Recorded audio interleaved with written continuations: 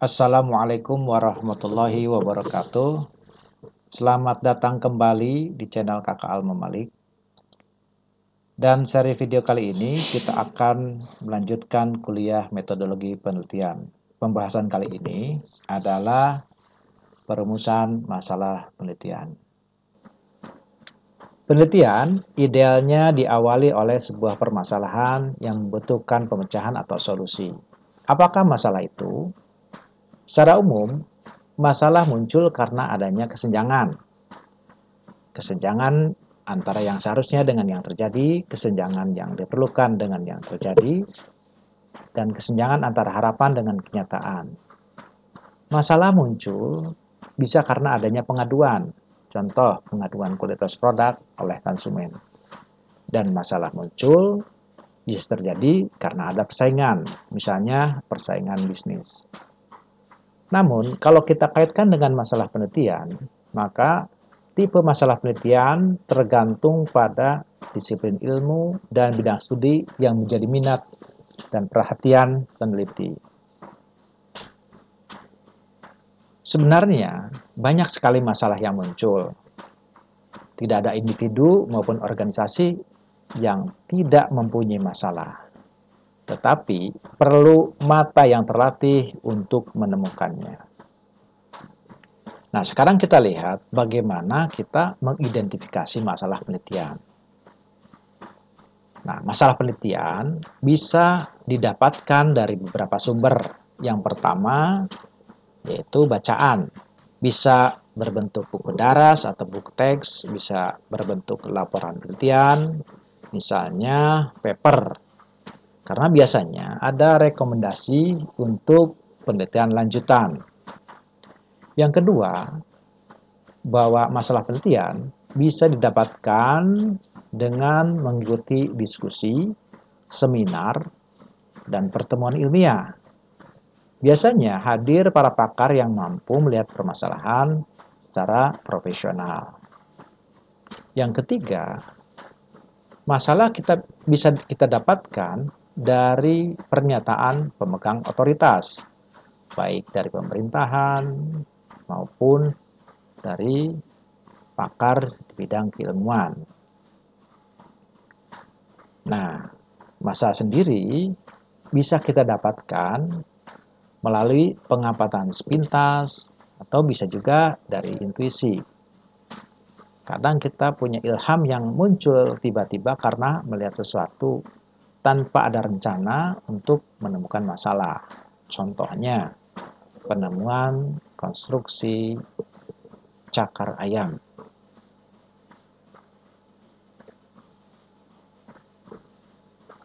Dan masalah bisa ditemukan karena pengalaman pribadi.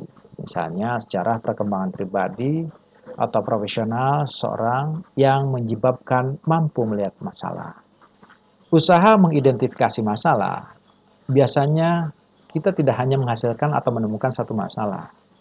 Namun, yang ditemukan jumlahnya bisa lebih dari satu. Nah, masalah-masalah yang ditemukan tersebut belum tentu seluruhnya cukup layak untuk diteliti, sehingga perlu dipertimbangkan kelayakannya. Pertimbangan kelayakan masalah untuk diteliti dilakukan melalui dua arah berikut. Pertama, pertimbangan dari arah masalahnya. Apakah masalah atau pemecahan masalah bisa memberikan sumbangan terhadap pengembangan teori atau pemecahan masalah-masalah praktis? Ini terkait dengan tujuan penelitian. Kemudian, karena masalah ini bersifat relatif, itu harus disesuaikan dengan konteksnya. Nah, bisa juga muncul pertimbangan lain dalam analisis kelayakan ini. Apakah datanya tersedia? Atau masalah penelitian ini kita lihat dari aspek nilai atau norma. Kemudian, kalau kita mempertimbangkan arah peneliti atau calon peneliti, biasanya disesuaikan dengan karakteristik peneliti. Contohnya, apakah penelitian ini biayanya cukup, waktunya tersedia, alatnya memadai, apakah penggunaan teori mencukupi?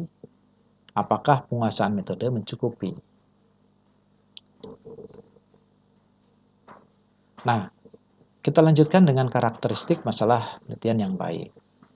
Jadi kegiatan penelitian merupakan suatu kegiatan yang membutuhkan biaya dan upaya yang sungguh-sungguh dengan tujuan untuk mencari solusi atau jawaban atas suatu masalah. Masalah yang dijadikan topik penelitian harus merupakan masalah yang baik atau masalah yang berharga untuk diteliti. Selanjutnya kita lihat kriteria yang dapat dijadikan rujukan untuk mengetahui permasalahan penelitian yang baik. Jadi di sini yang pertama adalah masalah penelitian yang diambil harus benar-benar menarik. Yang kedua, pemecahan masalah harus bermanfaat bagi orang-orang yang berkepentingan di dalam bidangnya. Yang ketiga, masalah penelitian tersebut merupakan sesuatu yang baru. Yang keempat, masalah penelitian yang baik mengundang rancangan yang lebih kompleks. Yang kelima, masalah penelitian tersebut dapat diselesaikan dalam suatu penelitian sesuai dengan waktu yang diinginkan. Dan yang keenam, masalah penelitian tidak bertentangan dengan moral atau norma.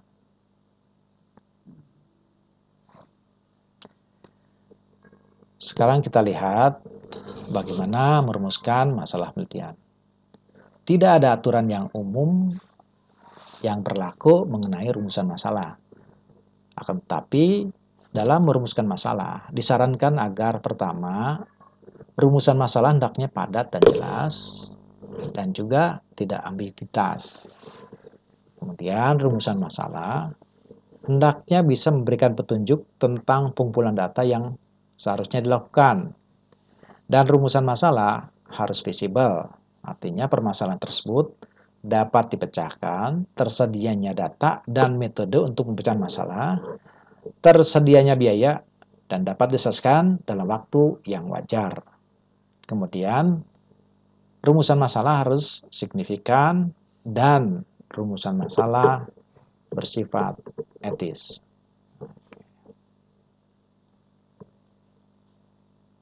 Rumusan masalah umumnya diekspresikan dalam bentuk pertanyaan. Dalam suatu penelitian, rumusan masalah dapat berupa lebih dari satu pertanyaan. Namun, rumusan masalah juga bisa dinyatakan dalam bentuk pernyataan tujuan penelitian.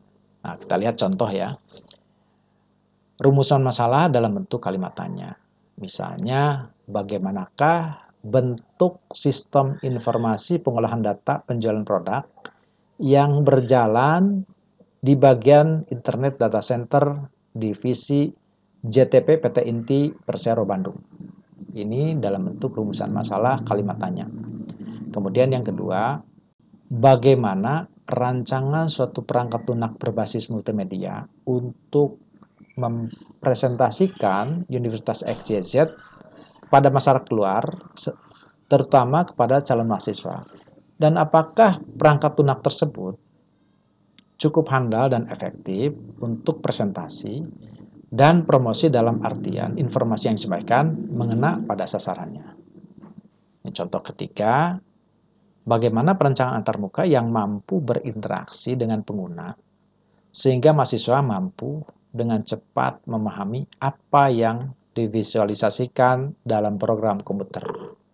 Selanjutnya kita lihat di sini rumusan masalah dalam bentuk kalimat pernyataan. Contohnya, studi ini dimaksudkan untuk menguji pengaruh antara partisipasi pengguna dengan kepuasan pengguna dalam proses pengembangan sistem informasi.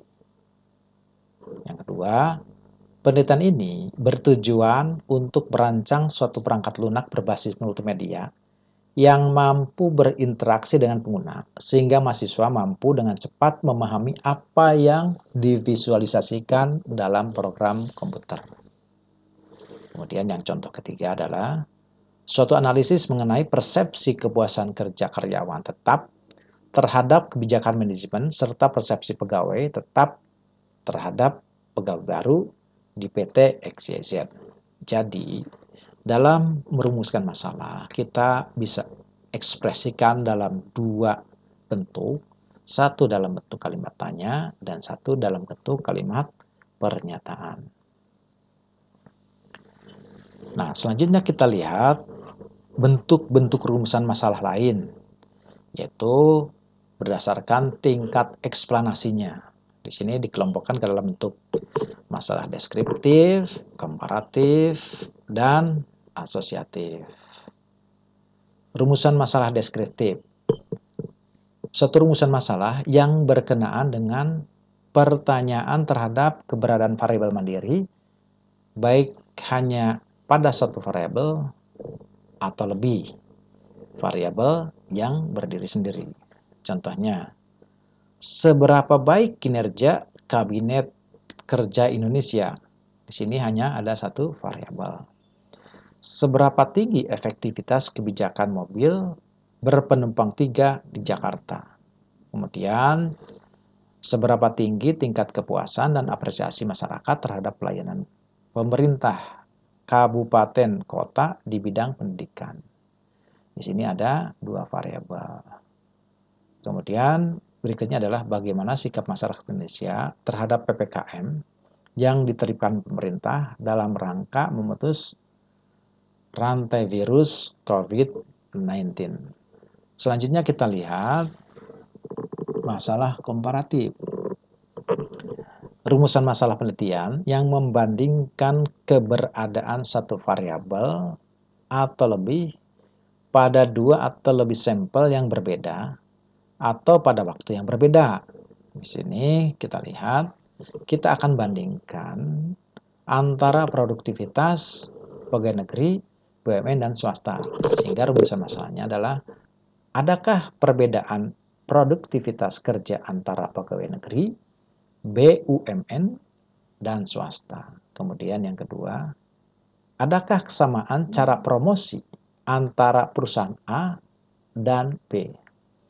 Kemudian kita lihat contoh berikutnya adalah, adakah perbedaan kemampuan berbahasa asing antara mahasiswa program studi MIF dengan program studi KAT? Dan contoh terakhir adalah, adakah perbedaan tingkat kepuasan masyarakat di perkotaan dan di pedesaan? Ini contoh-contoh rumusan masalah komparatif. Yang ketiga, itu rumusan masalah asosiatif. Rumusan masalah penelitian yang bersifat menanyakan hubungan antara dua variabel atau terlebih. Ada 3 bentuk hubungan dalam rumusan masalah asosiatif. Pertama, hubungan simetris.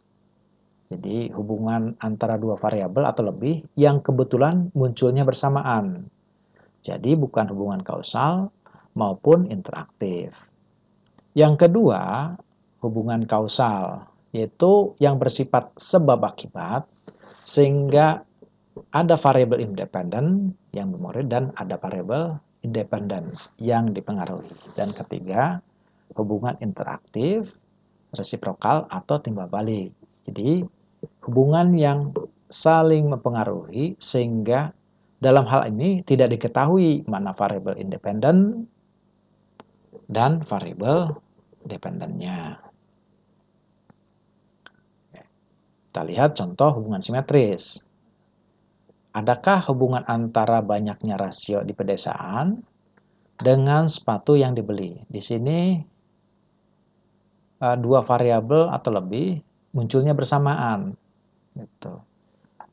Kemudian hubungan antara jumlah payung yang terjual dengan jumlah kejahatan.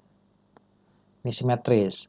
Tidak ada kaitan antara jumlah payung dengan jumlah kejahatan. Tidak ada hubungan kausal atau interaktif. Jadi sini sifatnya simetris. Nah, berbeda dengan hubungan simetris, kalau hubungan kausal itu ada sebab akibat. Jadi contohnya di sini adalah, adakah pengaruh sistem pengajian terhadap prestasi kerja? Jadi prestasi kerja ini kita lihat ada nggak dipengaruhi oleh sistem pengajian. Misalnya yang kedua, seberapa besar pengaruh tata ruang terhadap efisiensi karyawan. Dan yang terakhir itu hubungan interaktif. Contohnya hubungan antara motivasi dan prestasi. Di sini dapat dinyatakan bahwa motivasi mempengaruhi prestasi dan juga prestasi bisa mempengaruhi motivasi. Juga yang kedua adalah hubungan antara iklan dengan nilai penjualan produk. Di sini bisa saling berinteraksi. Setelah masalah dirumuskan, perlu dipikirkan langkah-langkah kegiatan yang perlu dilakukan hingga masalah dapat diselesaikan. Penetapan langkah-langkah ini tidak mempunyai aturan umum, juga tidak bisa ditemukan atau dipelajari melalui buku-buku atau literatur metodologi penelitian, sehingga biasanya diselesaikan dengan menggunakan logika dan common sense. Kita lihat contohnya.